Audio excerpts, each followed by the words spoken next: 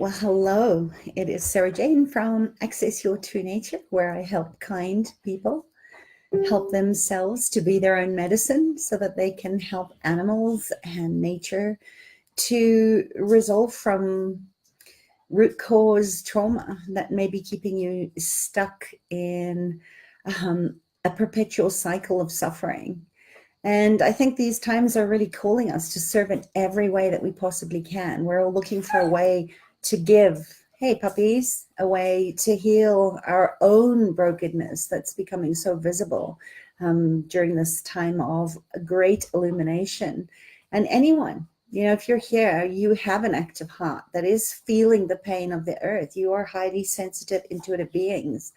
And this is the way that we can engage our hearts and our minds in creating a brilliant future that we want to see, where all animals and all nature are treated with mindful regard, and where we are called to give of our love and of our time and of our funds and of our idealism, because the shifts are even more breakneck and unrelenting than ever.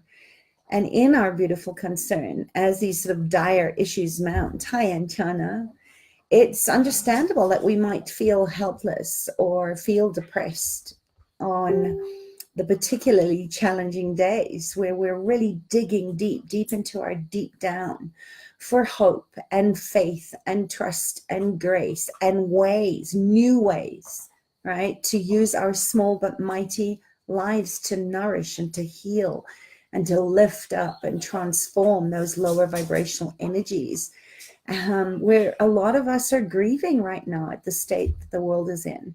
So if you are one of those people, and you are, if you've landed here, you're in the right place. I want to give you 7 quick mind hacks today to really not just relieve depression, but see the gift in that place that's calling you into deep rest. Right? You put depression up, you get deep rest. And where so many of us are running on empty because we think we have to do everything at once, rather than looking at the small wins, the inch by inch celebrations of just how far you've come, rather than looking at one big giant leap and not stopping to actually have some ceremony for where you are at right now. And I spoke about this yesterday. So I've got like 10 minutes before my next client. So I want to just give these to you now. And I'd love for you to to let me know which one of these resonates most, or which one of these would you like more help in actually bringing back, so that you can access more of your true nature and appreciate that grief for depression is giving you something to go deep and look at from a place of compassionate listening, not a place of judgment.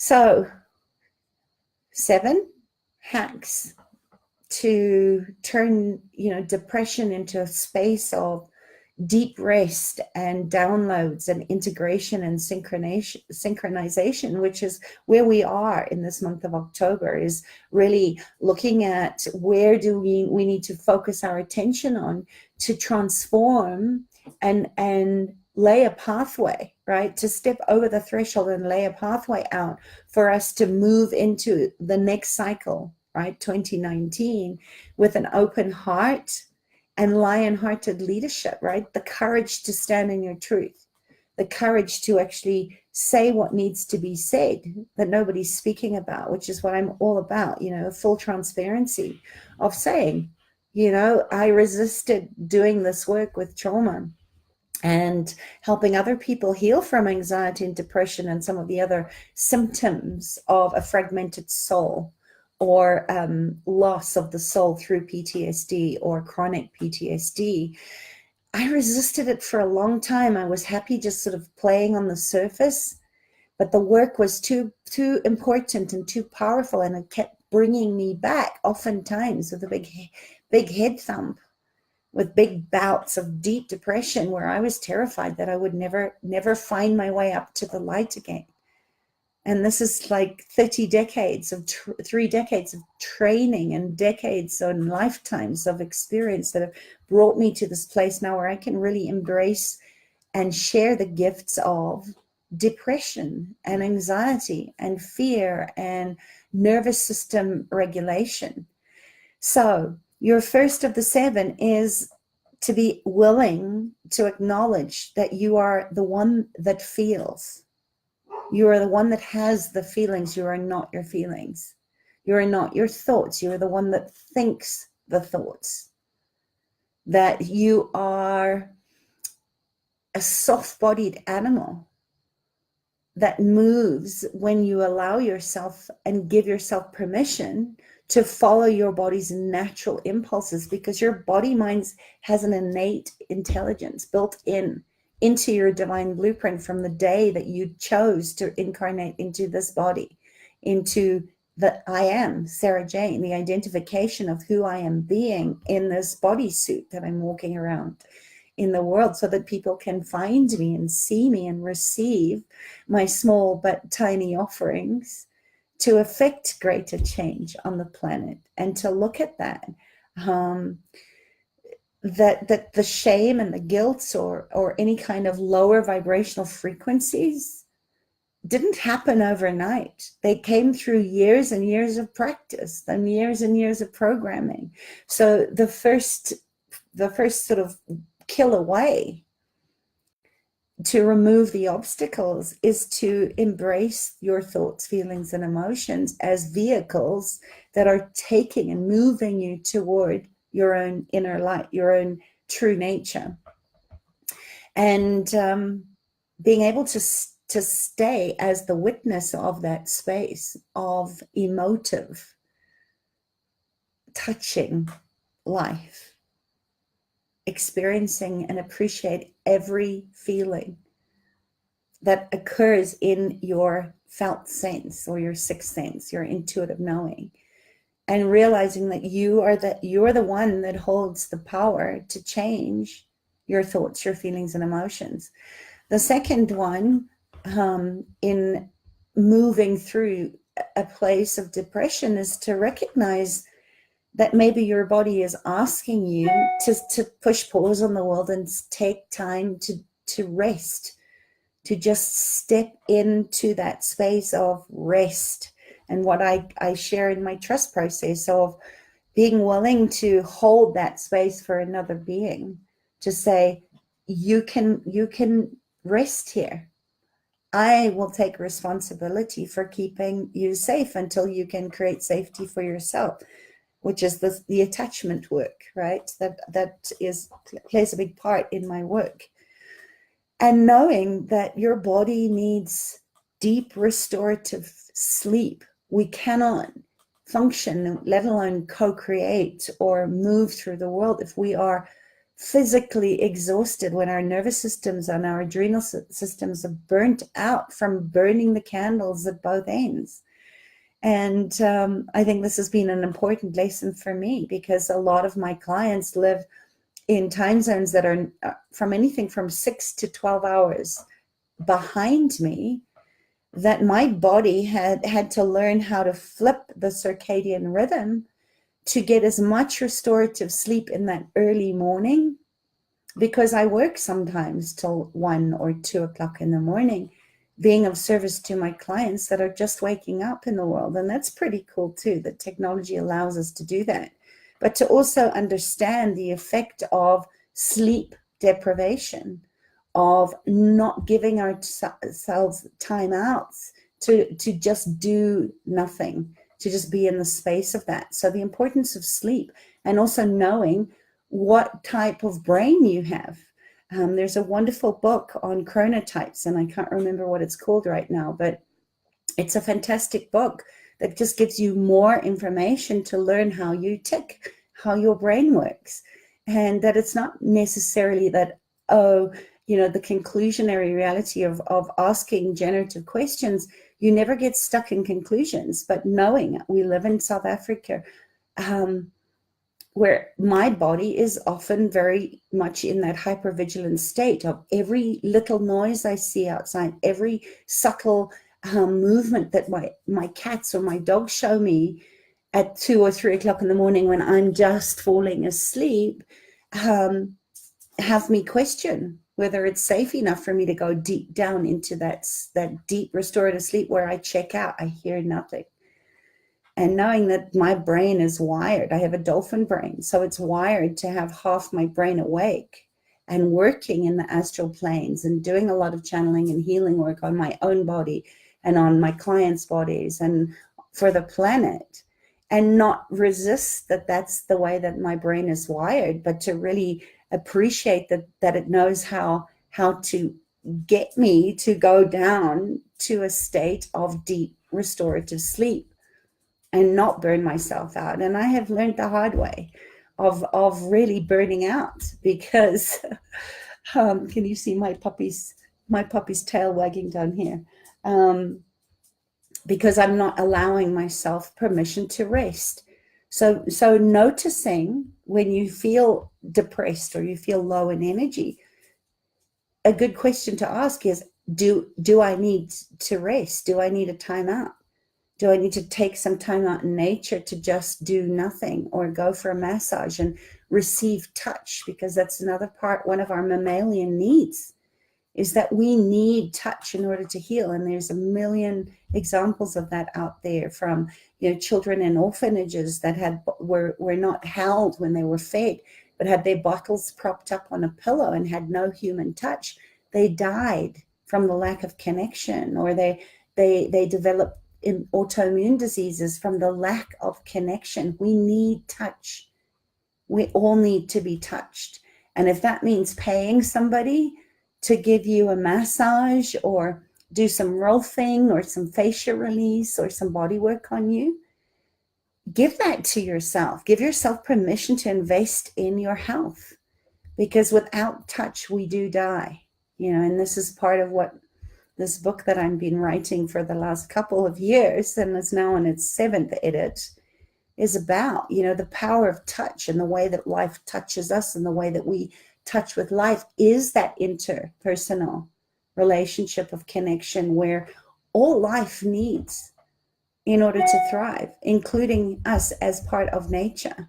So feeling your emotions, getting enough sleep and rest, the power of touch, how important the power of touch can be, the power of movement. One of the things I realized when I was sort of at my deepest, lowest point, curled up in a ball in a mental hospital, wishing that I could just fall through the cracks of the earth and die, was how important it is to get my body moving, you know, to literally connect with the ground, to squat, to beat on the earth, to wail, to cry, the power of sound involved in the movement.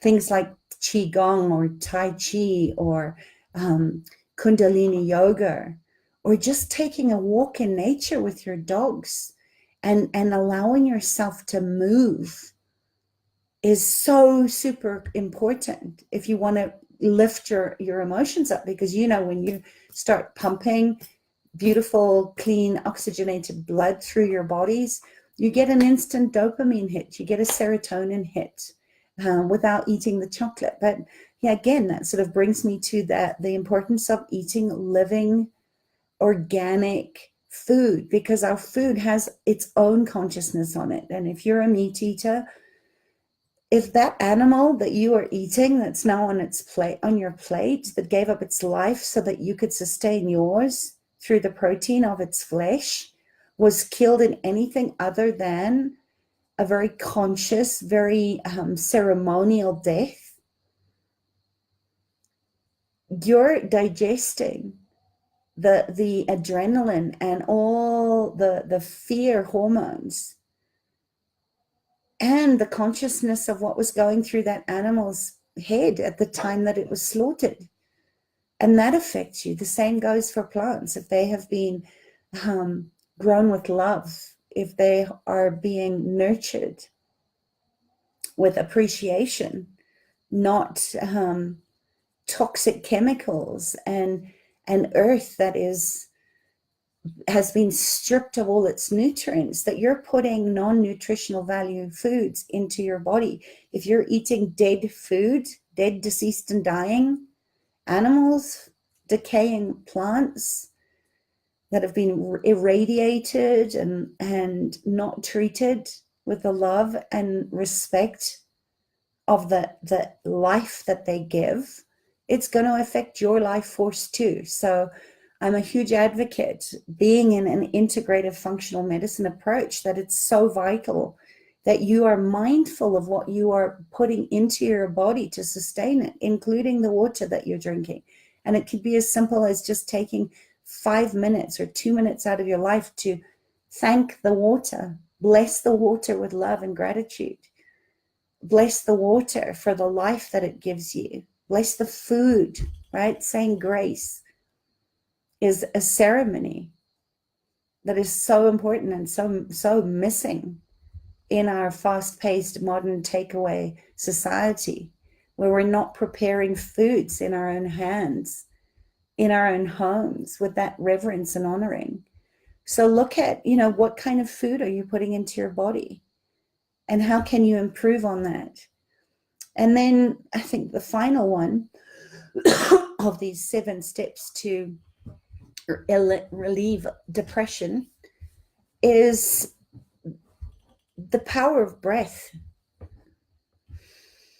Just pushing pause on the world, taking a 20-second pause every couple of minutes or hours of your day to move your body, squat, get close to the earth, or, do some star jumps and sun salutations, and use the power of the breath to breathe right down into your belly and see it like you're fanning the flames of your desire. You're igniting the breath down the triple heater, which is what balances your hormones, what balances how much joy and appreciation you're bringing up from your pelvis, your sexual chakra of creation and connectivity, up your divine line into your heart space, so that you can share that joy of being alive with other people. So just taking time out to focus on some box breathing or some breathing with mantra as part of your practice on being human, and to really celebrate more how much joy you actually have in your life, to not wallow in the shallow end, but go deep into the deep water, the deep black water of the emotional, all feeling, all sensing, all being human that you are, and giving yourself time to grieve if there is certain amounts of loss, because not all depression is the same. Not all PTSD is soul loss. And I have lots of other videos on my SoundCloud and my YouTube account around that. So if that interests you, or you're a recovering codependent from a narcissistic relationship, to realize that the best gift that you can give yourself and to those that are holding space for you is the power of presence, of staying in the present, of telling your story with a whole heart, but not buying the story as some aspect of handicapping or entrifying or shutting you down, but from a place of like a springboard to bring your energies up, because you see the gift of that time which you had to spend in grief, or you had to spend feeling those lower vibrations of depression or sadness or deep grief or shame or whatever it is for you. So I hope that that has contributed to giving you some really simple mind hacks to keep you focused and aligned with your North Star, to illuminate your light and really share your stories to empower others, and to act as some kind of anchor or stake in your life to remember just how far you've come, that you've survived some of the worst things that you could ever imagine possible. You got through that stronger and more resilient than ever before. And now is the time for you to actually amplify that, because the world needs more of you, and the more of what you have to offer as only you can. So let's gather on this Friday to just offer our really focused, intentional appreciation and blessings to your body, to your mind, for bringing you into this world at this time, and in doing so as part of nature, by accessing your true nature, that you get to shower those blessings and those healing energies across the earth and out to all her beings that are in pain or are feeling like there is no way out of the suffering. The earth is suffering. She's giving and giving and giving, as are the animals and the sentients. So focus on pouring your love across the planet, like this beautiful virus, this contagion of a new world that we are weaving into being, because there is no manual. There is nobody that's gone before you that can give you what you need to show up and share what your gifts are in the world, to rain those blessings everywhere. We are the pioneers of this, and the power of choice is yours and yours alone, in that one love, in that trusting and the simplicity of going back to the basics.